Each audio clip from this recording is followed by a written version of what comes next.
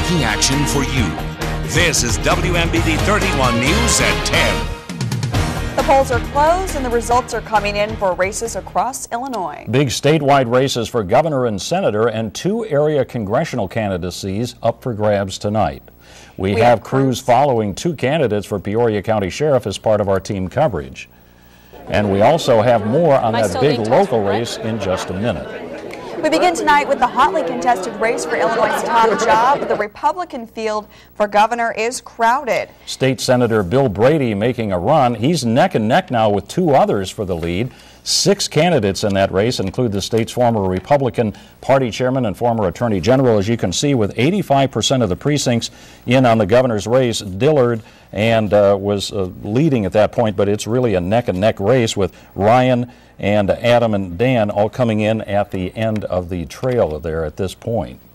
And one of the Republican candidates for governor is right here in central Illinois. Our Twin Cities Bureau Chief Jacob Long is with State Senator Bill Brady of Bloomington tonight. Brady says despite the low voter turnout, he's confident he's covered his bases across the state. Brady says it's still early, but he's prepared for a last-minute dash to the finish line. You know, we're confident. We think it's going to be a late night. All of our tracking shows that it's going to be a late night, and we'll see who prevails, but we'd rather be up. Now, our Twin Cities Bureau team is back at the Doubletree Hotel in Bloomington with Brady. We'll continue monitoring this race and let you know when it becomes final. Meantime, Governor Pat Quinn looking to keep his job that he took over just a year ago, while State Controller Dan Hines trying to topple his Democratic rival. And here are the latest figures. 85% of the precincts reporting, and this has been sort of back and forth all night. Pat Quinn right now leading by 2 percentage points at this particular time.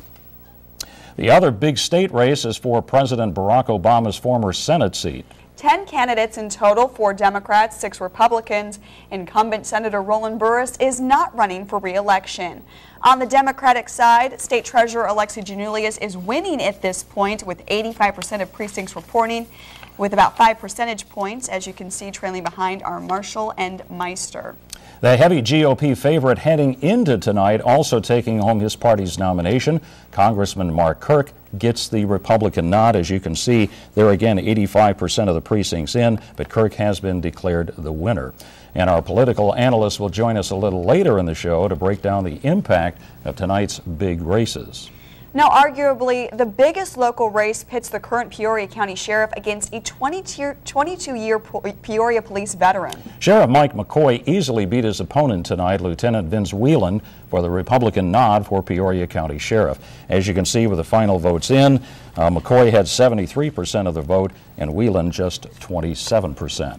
The incumbent sheriff seemingly unscathed by a jailbreak last November. We have team coverage of the Peoria County Sheriff's race.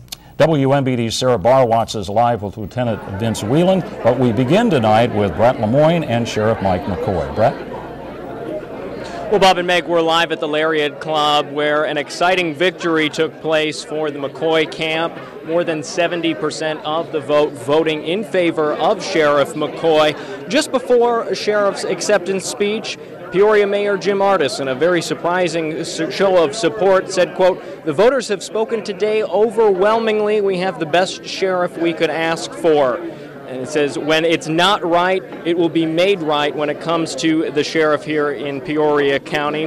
There was a considerable amount of negative press associated with this campaign, particularly with a recent breakout at the jail and with the sheriff's, an issue with the sheriff's son, but Sheriff McCoy took the high road. He said that it was very important for him to run a clean campaign, and he pledged that he will continue to be responsible if he is victorious come November. Of course, there has not been a Democratic challenger yet to face the sheriff come November. We will certainly keep you posted. But for right now, we want to toss it over to WMBD's Sarah Barwatz, who is standing by live with the challenger, Peoria Police Lieutenant Vince Whelan. Sarah?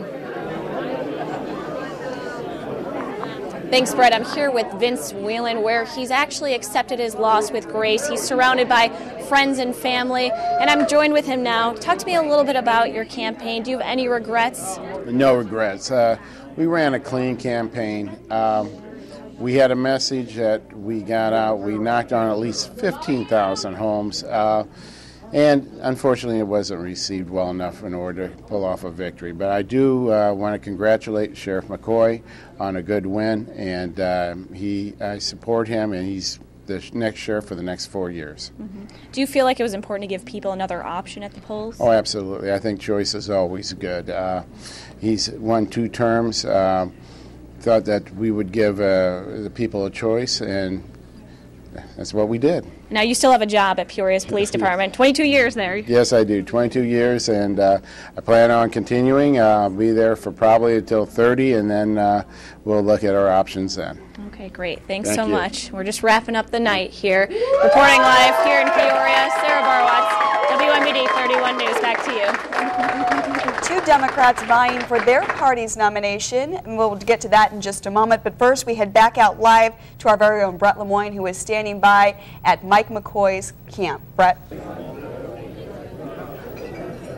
Well, Bob and Meg, we're standing by now with Sheriff McCoy. Sheriff, congratulations. What's going through your mind right now? Well, it's nice to win any race you're in, and I'm excited. There's a lot of good people here, a lot of people that put their faith in me to lead the sheriff's office, and we have a tremendous sheriff's office here at Peoria County, and we're going to continue to work. Right before your acceptance speech, Peoria Mayor Jim Ardis made a comment that there was a considerable amount of negative press in this campaign. Why was it important for you to run a clean campaign? Well, if you know me, I'm not going to say anything negative. I had an opponent. He's a nice guy, and we're going to talk about the things we do. I don't care what the other guy does. We're going to talk about the things that we've done in the past and what we're going to do in the future. If you go unopposed, what can we look forward to in your next term? Well, I think you can see a lot more use of technology. We're going to continue to reduce crime. We're going to work within the budget that the county board gave us, but I think technology and be able to do things more efficiently and effectively, because we are stewards of the taxpayers' dollars, and law enforcement's a big part of that. We're going to try to use that to the best of our ability. Excellent. Well, thank you very much, Sheriff, and again, congratulations. And of course, we'll have a full recap for you on our website, ciproud.com. For now, we're live in Peoria. Brett Lemoyne, WMBD 31 News. All right, Brett, thanks. Moving on to the 18th Congressional District, 2 Democrats vying for their party's nomination in that race. Now, the winner tonight will take on Congressman Aaron Schock and the Green Party's Sheldon Schaefer in the November election. Let's take a look at the latest numbers. And there again, it's D.R. Herner from Springfield, 54%, and Carl Ray of Washington with 46% at this time. Now, we caught up with front-runner D.K. Herner earlier tonight. Well, I think it's looking very good, and I'm very excited about the race. We've been monitoring. There are a few of us here in the office. We're monitoring all the different counties, checking the numbers as they come in, and I think we're doing great. Now, 4 Republicans look to challenge Congresswoman Debbie Halverson in the 11th District, including 2 with local roots, Adam Kinzinger, who was on the McLean County Board, and farmer Daryl Miller of Danvers. Looking at those results, with 97% of precincts reporting, Kinzinger is ahead with 64% of the vote. He obviously captures his party's nomination, with David McAloon trailing with 9% of the vote, Henry Mears Jr. with 9% of the vote, and Daryl Miller with 7% of the vote, with 97% of the precincts reporting. And of course, we'll have much more election results. But, earlier today, as Marcus said we had a little dusting of snow to start the day. Luckily, not enough to keep people away from the polls. Let's head over to Chief Meteorologist Marcus Bailey in your 3D Live Weather Center for your first look at the forecast. Marcus. That's right. Time to catch our breath, not only in the news department, but in the weather department as well, as we had that snow in the morning, left with cloudy conditions through much of the afternoon. But we're going to catch a nice break as we head into our Wednesday with a whole lot more sunshine. That system that brought us the snow is a quick mover, is now moving off towards the east. So high pressure will dig in. It will be a chilly start at the bus stop tomorrow morning. It will start off into the 20s and 30s. We get up to around 37, though, as we head into our afternoon high. And we should see a whole lot more sunshine as we head through the day as well. Thursday looks dry, but we'll also keep an eye on our storm for the weekend. We'll talk about that in your 3D Live forecast coming up in just a bit.